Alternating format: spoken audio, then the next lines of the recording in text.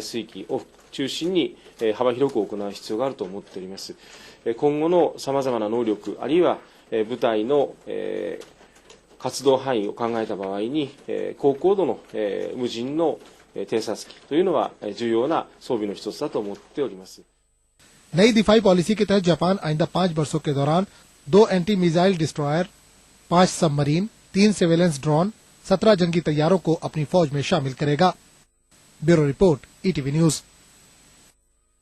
उत्तर प्रदेश में सर्व शिक्षा अभियान के तहत सरकारी स्कूलों में मुफ्त किताबें फराहम की जाती हैं, लेकिन असातिज़ा का इल्जाम है कि गुज़श्ता 3 वर्षों से इन स्कूलों में न तो मुफ्त उर्दू किताबें फराहम की गई हैं और न ही तलबा को तालीमी वज़ाइफ दिए गए। हालांकि इंतजामिया का दावा है कि ये इल्जामात बेबुनियाद हैं।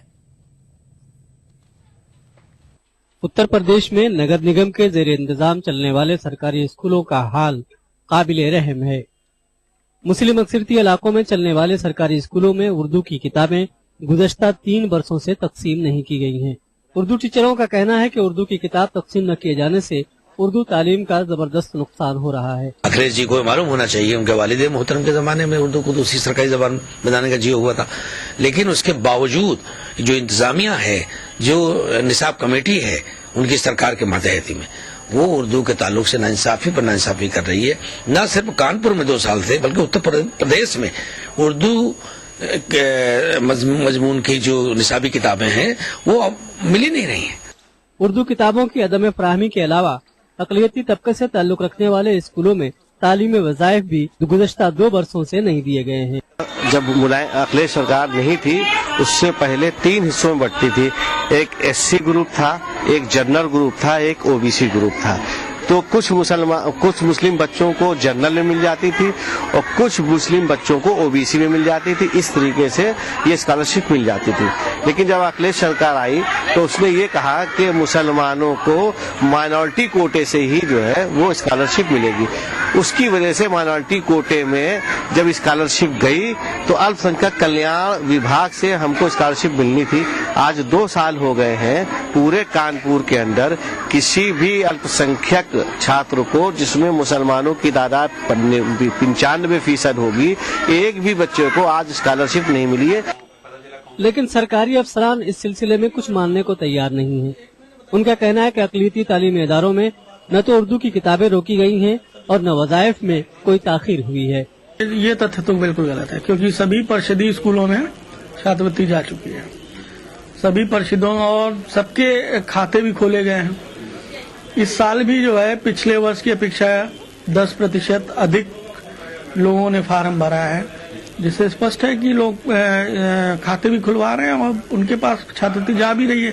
रियासत में तालीमी सेशन खत्म होने में अब सिर्फ 3 महीने बचे हैं, लेकिन अब तक इन स्कूलों में उर्दू की किताबें मौजूद नहीं हैं। अब सवाल ये है कि बच्चों के इम्तहानात किस बुनियाद पर लिए जाएंगे। ETV news Kanpur. और पेश है तिरछी नजर।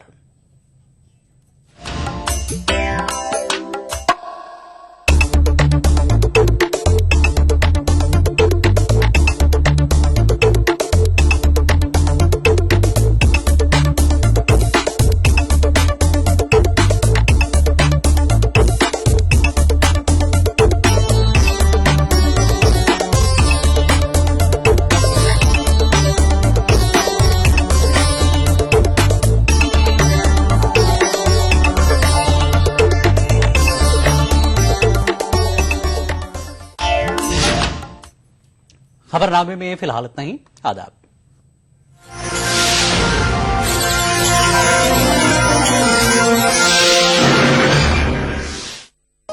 इस प्रोग्राम को पेश करने में ताउन किया बांगर सीमेंट, सस्ता नहीं सबसे अच्छा। ईटीवी उर्दू पर अगला प्रोग्राम। इस प्रोग्राम को पेश करने में ताउन कर रहे हैं Shri ultra red oxide, Bharat का एकमात्र जंग रोधक सीमेंट।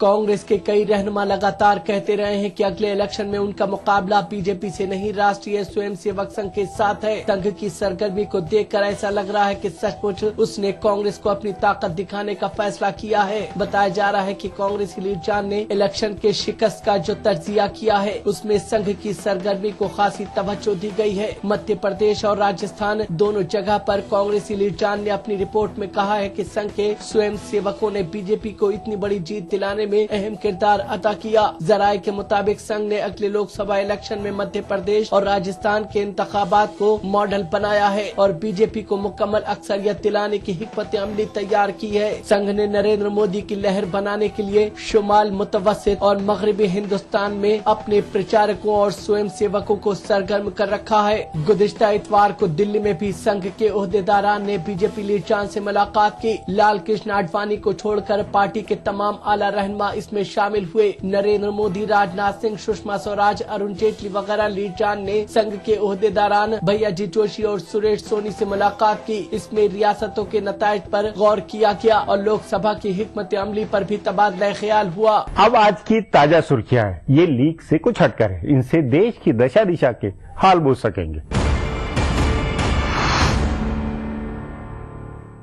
राज्यसभा ने आखिरकार लोकपाल बिल को मंजूरी दे दी। इससे पहले बिल को बहस के लिए पेश किए जाते वक्त समाजवादी पार्टी ने इसकी मुखालफत की और उसके मेंबरान ऐवान से बाहर चले गए। उसके बाद इस बिल पर लंबी बहस हुई जिसमें तमाम सियासी जमातों ने अपनी राय रखी। बीजेपी, बीएसपी और बाया महाज जमातों समेत तमाम सियासी जमातों की हिमायत से बिल पास कर दिया गया। बीजेपी के अरुण जेटली, सीपीएम के सीताराम येचुरी, बीएसपी के सतीश चंद्र मिश्रा वगैरह ने इसकी हिमायत की। पार्लिमानी उमूर के वजीर ने कहा कि बुध को ये बिल लोकसभा में पेश किया जाएगा। वैसे लोकसभा ने इस बिल को पहले मंजूरी दे दी थी, लेकिन बाद में राज्यसभा में इसे नहीं पास किया जा सका था और इसे सेलेक्ट कमेटी के पास भेज दिया गया था। सेलेक्ट कमेटी की रिपोर्ट की बुनियाद पर हुकूमत ने इसमें कुछ तरमीमात की हैं, इसलिए इसे लोकसभा में भी ले जाया जाएगा। लोकसभा में मंगल को कोई कामकाज नहीं हो सका और हंगामे की वजह से ऐवान को दिन भर के लिए मुलतवी कर दिया गया। हिंदुस्तान ने अमेरिका के साथ सफारती हल्के में जैसे को तैसा कदम उठाया है। हिंदुस्तान ने अमेरिकी सफारतकार और मुल्क भर के अमेरिकी काउंसुलेट के सफारतकारों से अपना शनाख्ती कार्ड वापस लौटाने को कहा है। उनसे हवाई अड्डों पर छूट के लिए मिला पास भी वापस ले लिया गया है और उनसे तमाम हिंदुस्तानी मुलाजमीन को दिए जाने वाले तनख्वाह और भत्ते की तफसीलात मांगी गई हैं। माना जा रहा है कि हिंदुस्तान ने अमेरिकी सफारतकार को मिलकर सफारती इस्तिस्ना और फायदे पर तजिया करना चाहती है। अमेरिका में हिंदुस्तान की सफारतकार दिव्यानी खोबरागड़े को नौकरानी के बारे में गलत इत्तलात देने के इल्जामात में गलत तरीके से गिरफ्तार करने, उनको हथकड़ी लगाने और उनकी तलाशी लेने के मसले को हिंदुस्तान ने संजीदगी से लिया है। हिंदुस्तान के वजीर खारजा सलमान खुर्शीद ने कहा है कि हिंदुस्तान को अपने सफारतकार के साथ ऐसा बर्ताव कतई बर्दाश्त नहीं है। माना जा रहा है कि अमेरिका की इस कार्रवाई के जवाब में हिंदुस्तान ने अमेरिकी सफारतकारों से शनाख्ती कार्ड वापस करने को कहा है। अमेरिका में हिंदुस्तानी सफारतकार से जुड़े तनाज़े के मसले पर अमेरिका के तय हुकूमत हिंद के सख्त रुख को देखकर मुल्क की दो बड़ी सियासी जमातों ने और मजबूती फराहम की है। बीजेपी वजारत उस्मा के दावेदार नरेंद्र मोदी ने अमेरिकी कांग्रेस के एक नुमाइंदा वफ्द के साथ मुलाकात से इनकार कर दिया। उन्होंने ट्विटर पर लिखा कि अमेरिका में हिंदुस्तानी खातून सफारतकार के साथ गलत बर्ताव किया गया है। इसकी मुखालफत करते हुए और मुल्क की सालमियत के साथ रहने के लिए उन्होंने मुलाकात को मनसूख कर दिया है। अमेरिकी कांग्रेस का 5 रुकनी वफ्द उनसे मिलने वाला था। इससे कबल राहुल गांधी ने भी अमेरिकी नुमाइंदा वफ्द से अपनी मुलाकात को मनसूख कर दिया। उनको पीर को अमेरिकी नुमाइंदा वफ्द से मिलना था, लेकिन हिंदुस्तान की मुखालफत को देखते हुए उन्होंने अपनी मुलाकात को मनसूख कर दिया। जेल से जमानत पर रिहा होने के बाद आरजेडी सरबराह और साबिक मरकजी वजीर लालू प्रसाद यादव ने लाल कृष्ण आडवाणी, नरेंद्र मोदी, नीतीश कुमार और अरविंद केजरीवाल को ललकारा। लालू ने कहा कि उन्होंने नरेंद्र मोदी के उस्ताद लाल कृष्ण आडवाणी का रथ रोक दिया था, तो मोदी क्या चीज है। लालू ने आम आदमी पार्टी पर हमला करते हुए कहा कि अरविंद केजरीवाल बहरूपियां हैं। लालू ने एनडीए और नीतीश पर भी हमला किया और कहा कि एनडीए और नीतीश ने उनके खिलाफ साजिश करके उनको फंसाया है। लालू यादव ने रांची से से बिहार के लिए रवाना होने से पहले सीबीआई को भी तनकीद का निशाना बनाया और कहा कि सीबीआई ने उनके साथ बहुत नाइंसाफी की है। लालू यादव ने यह भी कहा कि 2014 की लोकसभा इलेक्शन के लिए कांग्रेस जिसे भी वजारत उस्मा का दावेदार नामजद करेगी वो इसकी हिमायत करेंगे। कोयला कानकुनी तकसीम घोटाले की जांच के मामले में अदालत उस्मा ने एक अहम फैसला दिया है। अदालत उस्मा ने कहा है कि इस मामले में सीनियर नौकरशाहों की जांच के लिए सीबीआई को मरकजी हुकूमत से पहले से मंजूरी लेने की जरूरत नहीं है। जस्टिस RM लोहड़ा की सदारत वाली 3 रुकनी जजेस की बेंच ने जांच एजेंसी से कहा है कि वो मरकजी हुकूमत की मंजूरी का इंतजार किए बगैर सीनियर अफसरान की जांच करे। बेंच ने कहा कि जब कोई मामला इंसदाद बदउनवानी कानून के तहत अदालत की निगरानी में चल रहा हो तो वैसे मामलात में मरकजी हुकूमत की पहले मंजूरी की जरूरत लेनी नहीं होती है। अदालत उस्मा ने मरकजी हुकूमत के इस एतराज को मुस्तरद कर दिया कि ज्वाइंट सेक्रेटरी सतह से ऊपर के अफसरान के खिलाफ मुकदमा चलाने के लिए पहले से मंजूरी की जरूरत होती है। आम आदमी पार्टी के कन्वीनर अरविंद केजरीवाल ने दिल्ली में हुकूमत साजी की सिमत में एक कदम आगे बढ़ा दिया है। उन्होंने आज अपने तमाम असेंबली अरकान के साथ मीटिंग की और उसके बाद कहा कि वो हुकूमत साजी के बारे में दिल्ली के लोगों से राय तलब करेंगे। उन्होंने कहा कि उनकी पार्टी दिल्ली के 25 लाख लोगों को खतूत लिखेगी और उनकी राय के हिसाब से फैसला किया जाएगा। केजरीवाल ने कहा कि लोगों की राय पर पीर को फैसला किया जाएगा। इससे कबल कांग्रेस ने उनके खत का जवाब देते हुए उनकी तमाम शराइत को तस्लीम कर लिया था। उसके बाद केजरीवाल ने कहा कि वो इस पर असेंबली अरकान की राय लेंगे, लेकिन असेंबली अरकान की मीटिंग में कोई फैसला नहीं हो सका। इसके बाद उन्होंने कहा कि दिल्ली के लोगों की राय हासिल की जाएगी। फिलहाल अब एक ब्रेक है, फिर राजकाज की खबर देने वाली बातें होंगी।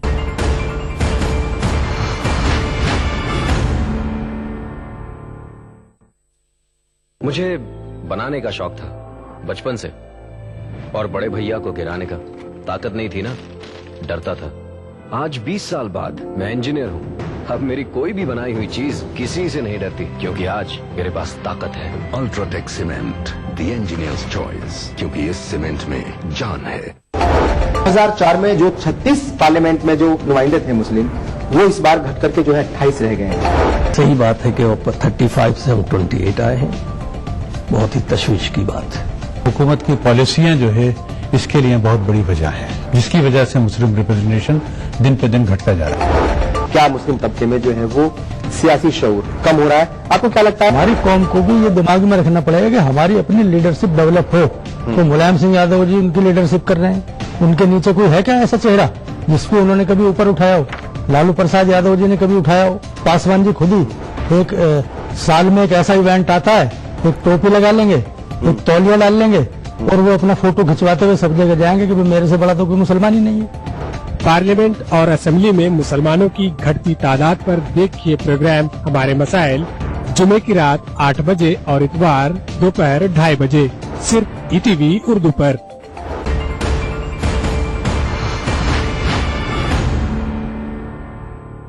ब्रेक के बाद आपका स्वागत है। हाशिए में इधर उधर कई बातें, वह घटनाएं दबी हुई होती है, इनका खासा राजनीतिक अर्थ होता है। उन्हीं में से पेश है राजकाज की कुछ बातें। कांग्रेस पार्टी में इस बात पर बहस चल रही है कि वजारत उस्मा के दावेदार के तौर पर राहुल गांधी को पेश किया जाए। एक सुर में पार्टी के दर्जनों लीडरान ने यह बात कही है। ताहम जराये के मुताबिक कुछ दूसरे नामों पर भी कांग्रेस में गौर चल रहा है। पासा पलटने वाले रहनुमा के तौर पर दलित चेहरा आगे करने की बात हुई है। बताया जा रहा है कि पार्टी आला क़यादत में बहुत संजीदगी से स्पीकर मीरा कुमार और मरकजी वजीर दाखिला सुशील कुमार शिंदे के नाम पर गौर किया गया है। खातून होने और शुमाली हिंदुस्तान से होने की वजह से मीरा कुमार को कई रहनुमा गेम चेंजर तस्वुर कर रहे हैं। कुछ माहिरीन का कहना है कि AK एंटनी और सलमान खुर्शीद के नाम पर भी गौर हुआ है, लेकिन सेंट्रलाइजेशन का इम्कान बढ़ जाने की वजह से इनके बारे में आगे गौर नहीं किया गया। एक मजबूत दावेदार माने जा रहे P चिदम्बरम के नाम पर गौर इंतखाबात से कबल दावेदार के तौर पर नहीं हुआ है। मध्य प्रदेश के वजीर आला शिवराज सिंह चौहान इस तरह अपनी रियासत में घूमने लगे हैं जैसे इलेक्शन से पहले रहनुमा घूमते हैं। वो दलितों की बस्ती में गए और वहां खाना खाया। ये काम रहनुमा इलेक्शन से पहले करते हैं, लेकिन शिवराज सिंह चौहान इलेक्शन के बाद कर रहे हैं। उन्होंने कहा कि दलितों के लिए चलाई जाने वाली स्कीमों को बढ़ाया जाएगा और उसमें ज्यादा फंड भी दिया जाएगा। इससे पहले उन्होंने जीतने के फौरन बाद कहा कि उन्हीं लोगों पर टैक्स लगेगा जिनके पास पैसा होगा। यानी उन्होंने ओबीसी, दलित और मुस्लिम तबके के ज्यादातर लोगों को यह भरोसा दिलाया है कि वो उनकी मदद के लिए खड़े हैं। शिवराज सिंह चौहान की इस सियासत के गहरे मायने हैं। बताया जा रहा है कि उन्होंने अभी से लोकसभा इलेक्शन की तैयारियां शुरू कर दी हैं और उनका हदफ रियासत की तमाम सीटें जीत लेने का है। वो असेंबली इलेक्शन का जादू लोकसभा में भी दोहराना चाहते हैं। अमेरिकी समाज में समलैंगिकता पर किताब लिखने वाले डॉक्टर चार्ल्स ने कहा है कि मुट्ठी भर शातिर बौद्धिकों की मानववादी मुहिम ने यह आंदोलन खड़ा किया है। 1000 में से 997 लोग अपनी समलैंगिकता को लेकर दुखी है। बावजूद इसके क्या हमें समलैंगिकता को अधिकार का दर्जा देना चाहिए? इस पर आगे चर्चा करें उससे पहले देखें मेरा एक खुलासा। हिंदुस्तान की सियासत और समाजी बहस के मरकज में इस वक्त हमजिन्स परस्ती को अख्तियार देने का इशू छाया हुआ है। मुल्क की लगभग पूरी दानिशवर बिरादरी अदालत उस्मा, भारतीय जनता पार्टी और राष्ट्रीय स्वयंसेवक संघ के पीछे पड़ी है। जो लोग बराह रास्त अदालत उस्मा पर नुक्ताचीनी नहीं कर सकते, वो बीजेपी और संघ थोड़े से मुस्लिम मजहबी रहनुमा और चर्च से जुड़े लोगों के बहाने अदालत उस्मा के फैसले पर नुक्ताचीनी कर रहे हैं। अदालत उस्मा ने एक तारीखी फैसले में दिल्ली हाई कोर्ट के फैसले को तब्दील किया है। अदालत उस्मा ने कहा है कि हमजिन्स परस्ती को जुर्म बनने वाली आइन की दफा 377 बिल्कुल जायज है। इसका सीधा मतलब यह है कि हमजिन्सी ताल्लुकात जुर्म माना जाएगा। इस बात से कोई इनकार नहीं है कि हमजिन्सी की फेहरिस्त में रखने से इसके बेजा इस्तेमाल के इम्कानात हैं। लोगों को इसके सहारे परेशान किया जा सकता है। वैसे भी बिलाखिर दो बालिग लोगों के दरमियान रजामंदी से बनाए गए जिनसी ताल्लुकात जुर्म नहीं हो सकते हैं, बेशक वो कुदरती या गैर कुदरती हो। इसलिए ये बहस तो ठीक है कि हम जिनसी कुदरती है या गैर कुदरती और इसे जुर्म मानना चाहिए या नहीं, लेकिन इस बेतुकी बहस का कोई सिर पैर नहीं है कि हम जिनसी को इंसानी अख्तियार माना जाए। और अगर ये अख्तियार लोगों को नहीं दिया जाता है तो आइन की दफा 21 के तहत मिले जिंदगी के अख्तियार की खिलाफ वर्जी होगी। हम जिनसी हिंदुस्तानी समाज में कभी भी तस्लीम शुदा नहीं रही है। मगरिब के भी जिन ममालिक में इसे अपनाया गया है या हम जिनसी शादियों को मंजूरी दी गई है, वहाँ भी इसे कुदरती नहीं माना गया है। यानी हम जिन्स शख्स के तई कशिश पैदा होना फितरी नहीं है। दुनिया भर में हुए तमाम मुशाहिदात और सर्वे का नतीजा ये निकला है कि बचपन में पहला कशिश या जिनसी जज्बात का पैदा होना बिल्कुल मुखालिफ लिंग के तई होता है। अमेरिका के Albert Einstein college of medicine के प्रोफेसर डॉक्टर चार्ल्स सोक्राइट्स का मानना है कि हम जिनसी इनकलाब अगर कहीं है तो ये मुट्ठी भर शातिर दानिश्वरों की मानववाद के नाम पर शुरू की गई वकालत का नतीजा है, जिनमें ज्यादातर खुद भी हमजिन्स थे। डॉक्टर चार्ल्स का मानना है कि हमजिन्सी की पूरी मुहिम खवातीन की आजादी के खिलाफ एक मुहिम है। हमजिन्सी बुनियादी तौर से एक गैर कुदरती जिनसी बर्ताव है। तमाम सर्वे का मानना है कि ये चीजें पैदाइश के साथ नहीं होती हैं, हालात और मौका महल की वजह से इसको फरोग मिलता है। एक तजर्बे का नतीजा ये निकला है कि मगरिब में जिस वक्त लड़कियों ने लड़कों जैसे कपड़े पहनने शुरू किए और मर्दों व औरतों का दिखने वाला फर्क खत्म हो गया, उसी वक्त लोगों में हम जिनसियत का अमल बढ़ा है। हिंदुस्तान जैसे बंद समाज में जहाँ जिनसी ताल्लुकात के बारे में बातचीत करना गलत माना जाता है और औरतों को पर्दे में रखने की वकालत होती है, वहाँ की इसी सोच ने इस अमल को बढ़ने का मौका दिया है। इसलिए कुछ लोगों के जिनसी बर्ताव में आई सोच को हुकूक इंसानी का अख्तियार नहीं माना जा सकता है। ये एक हकीकत है कि 1000 में से 997 लोग अपने इस अमल से परेशान हैं और इलाज के बाद हजारों की तादाद में लोग इससे आजादी पाने में कामयाब हुए हैं। इसलिए जरूरी है कि ये जिस तौर पर भी मौजूद है उसे उसी तौर पर समझा जाए। इस अमल का शिकार हुए लोगों के तई हमदर्दी रखी जाए और उन्हें जुर्म नहीं माना जाए, लेकिन इसे उनका अख्तियार भी नहीं माना जाए। अब एक ब्रेक है, उसके बाद समलैंगिकता की लड़ाई पर चर्चा करेंगे।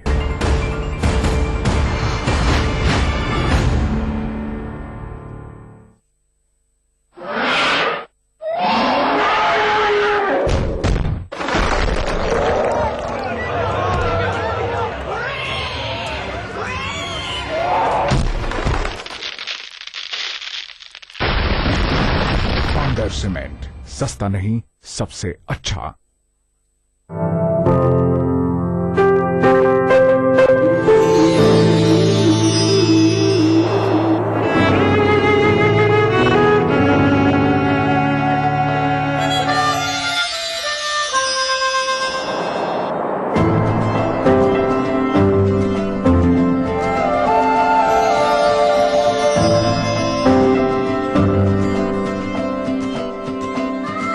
नए एहसासों से जुड़े नए रिश्ते बिखेरेंगे रंग।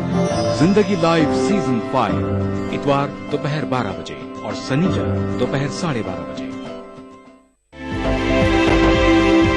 दुनिया अपडेट खबरों का नया और अनूठा शो, जिसमें हम आपको दिखाएंगे दुनिया की अहम खबरें और करेंगे उनका तज्जिया। जानेंगे दुनिया की अहम घटनाओं का भारत पर क्या होगा असर।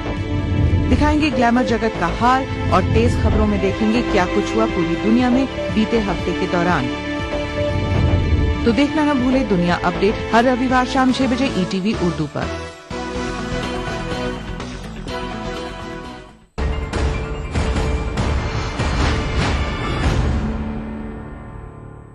दो व्यक्ति यदि अपनी निजता में जो रिश्ते बनाए उसे अपराध न मानने का तर्क सही माना जा सकता है। उस नाते भारत सरकार सुप्रीम कोर्ट में रिव्यू याचिका डाले, यह सम्यक सोच है।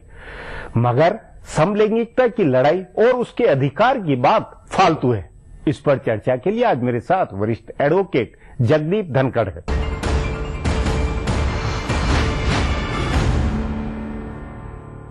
जगदीप जी, समलैंगिकता को लेकर जो बहस चल रही है और उस बहस में एक तरह से इस समुदाय को के अधिकार, मानवाधिकार की जो बात हुई है, जो ये एक जो है कि ये एक तरह से व्यक्ति के मानवाधिकार का हिस्सा है, इसलिए समलैंगिकता का एक अधिकार होना चाहिए और इसके ऊपर एक आम राय बननी चाहिए। ये जो बहस है बौद्धिक जमात में और मीडिया में, इस बहस को आप किस तरह लेते हैं? व्यास जी देखिए, 1860 से जी ये प्रावधान कानून की किताब में है जी, और ये अपराध है जी। 1860 से आज तक आजादी के बाद जी हमने कानून में बदलाव किया है। जी। पहले दहेज हत्या नहीं थी, कानून में दहेज हत्या आ गई। महिलाओं के खिलाफ अत्याचार करने का 498 आ गया। मतलब कानून में निरंतर बदलाव होता रहा है, पर इस अपराध का कभी कोई बदलाव नहीं हुआ। किसी ने कभी कोई प्रयास नहीं किया। और 1860 से आज तक 200 से ज्यादा प्रोसिक्यूशंस नहीं हुए।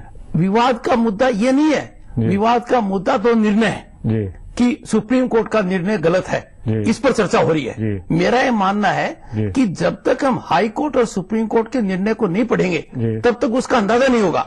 हाई कोर्ट ने निर्णय क्या दिया? हाई कोर्ट ने निर्णय दिया 2009 में और याचिका दायर हुई 2001 में। सरकार 2001 से 2009 के बीच में कार्य कर सकती थी और विधायिका के माध्यम से चाहती तो परिवर्तन कर कानून बदल सकती। अब दूसरी स्थिति देखिए, हाई कोर्ट ने यह कहा कि जब तक सरकार निर्णय नहीं लेती है ये अपराध नहीं माना जाएगा। क्या अपराध नहीं माना जाएगा? अडल्ट व्यक्तियों के बीच में यदि अगर इस प्रकार की का घटनाक्रम होता है, अपराध नहीं माना जाएगा। मतलब हाई कोर्ट ने सरकार के पाले में गेंद फेंक दी। सरकार ने अपील नहीं की तो सरकार ने इस बात को मान लिया तो सरकार ने कार्यवाही नहीं की। जब सुप्रीम कोर्ट में मामला गया उसके पहले डिबेट हुई कि सरकार को इस फैसले को चुनौती देनी चाहिए कि नहीं देनी चाहिए। ग्रुप ऑफ मिनिस्टर्स का गठन हुआ, ग्रुप ऑफ मिनिस्टर्स ने निर्णय किया हमें अपील नहीं करनी चाहिए। मेरा मानना है जब आप हाई कोर्ट के फैसले को सही मानते हो तो आपने विधायिका के माध्यम से कार्यवाही क्यों नहीं की? सुप्रीम कोर्ट ने कहा है सरकार चाहे तो इसके अंदर बदलाव कर सकती है। अब पहली बार एक इतिहास रचित हुआ है कि सरकार और सरकार के मंत्री और यूपीए चेयरपर्सन इस फैसले से नाराजगी दिखा रहे हैं। और फैसले में किया क्या है? संसद के द्वारा बनाए हुए कानून को सही माना गया है। ये सरकार कैसे कर सकती है? मतलब ठीक है, वो एक तकनीकी पहलू अलग किया जाए, लेकिन उत्तरदायित्व के नाते इस मंत्री समूह ने अगर उस पर कुछ नहीं किया तो एक तरह से ये कि वक्त की धारा में या वक्त की रोह में अपन बह गए कि भाई ठीक है ये एक अधिकार है, समलैंगिकता की एक हकीकत है, उसको आप ठीक कहते हैं। मान लो सुप्रीम कोर्ट उन लोगों की अपील खारिज कर देता तो रहता क्या? हाई कोर्ट का फैसला। हाई कोर्ट का फैसला क्या कहता था? विधायिका के जरिए सरकार काम करे, तब तक ये स्टॉप अरेंजमेंट है। तो नाराजगी किस बात की? सरकार में हिचक या राजनीतिक दलों में तमाम हिचक ये कि ये मुद्दा एक ऐसा है जिसपे सचमुच में कोई स्टैंड लेने की स्थिति में नहीं है। नहीं, देखिए, हो भी नहीं सकता व्यास जी। दुनिया के बहुत से देशों में है कि डेथ सेंटेंस नहीं होना चाहिए, कैपिटल पनिशमेंट आर्टिकल 21 का वायलेशन, ऐसी बहुत बहस होती रही है। पर दुनिया के बहुत से देशों में डेथ सेंटेंस है और कई बार ऐसे अपराध हो जाते हैं, सोचते हैं कि डेथ सेंटेंस नहीं होगी तो मामला ही गड़बड़ा जाएगा। जैसे वित्त मंत्री ने कह दिया we have gone back to the age of 1860। कितनी गलत बात है। अरे वी हैव गॉन टू 1860 क्योंकि आप लोगों ने काम नहीं किया। यदि अगर सरकार करती है या कानून बदल चुका होता है या एक कायदे से व्याख्या होती कि ये फला ठीक है ये गलत है, मेरा ये मानना है हाई कोर्ट का फैसला रहे न रहे, सुप्रीम कोर्ट का फैसला इधर हाई कोर्ट के फैसले को अपहोल्ड करता या अब खिलाफ गया, दोनों स्थिति में सरकार को तो कदम उठाना है। ये अपराध है।